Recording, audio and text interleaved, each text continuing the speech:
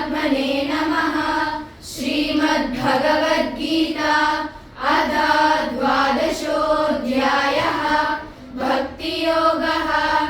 अर्जुन उवाच एवं सततयुक्ता ये भक्तास्त्वां पर्युपासते ये चाप्यक्षरमव्यक्तं तेषां के योगवित्तमाः।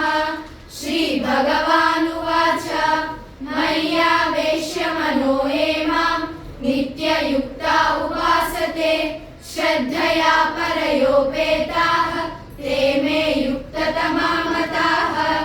एकक्षरमनिर्देश्यम् अव्यक्तं पर्युपासते सर्वत्र गमचिन्त्यं च कूटस्थमचलं ध्रुवं सन्नियम्येन्द्रियग्रामं सर्वत्र समबुद्धयः ते प्राप्नुवन्ति मामेव सर्वभूतहिते रताः।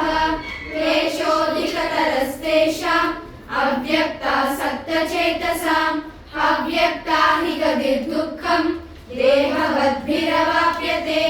येषु सर्वाणि कर्माणि मयि सन्न्यस्य मत्पराः अनन्येनैव योगेन मां ध्यायन्त उपासते तेषामहं समुद्धर्ता मृत्युसंसारसागरात् भवामि न चिरात् पार्थ मय्यावेशितचेतसां। मय्येव मन आदत्स्व मयि बुद्धिं निवेशय निवसिष्यसि मय्येव अत ऊर्ध्वं न संशयः। अत चित्तं समादातुं न शक्नोषि मयि स्थिरम् अभ्यासयोगेन ततो मामिच्छाप्तुं धनञ्जय। अभ्यासेऽप्यसमर्थोऽसि मत्कर्म परमो भव मदर्थमपि कर्माणि कुर्वन् सिद्धिमवाप्स्यसि। अत यदत्यशक्तोऽसि कर्तुं मद्योगमाश्रितः सर्वकर्मफलत्यागः ततः कुरु यथात्मवान्।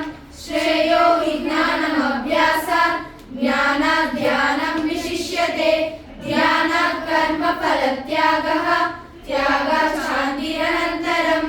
अद्वेष्टा सर्वभूतानां मय्यः करुण एव च निर्ममो निरहङ्कारः समदुःखसुखक्षमी सन्तुष्टः सततं योगी यदात्मा दृढनिश्चयः। मय्यार्पितमनो बुद्धिः यो मद्भक्तः स मे प्रियः। यस्मान्नो द्विजते लोकः लोकान्नो द्विजते च यः हर्षामर्षभयोद्वेगैः मुक्तो यः स च मे प्रियः।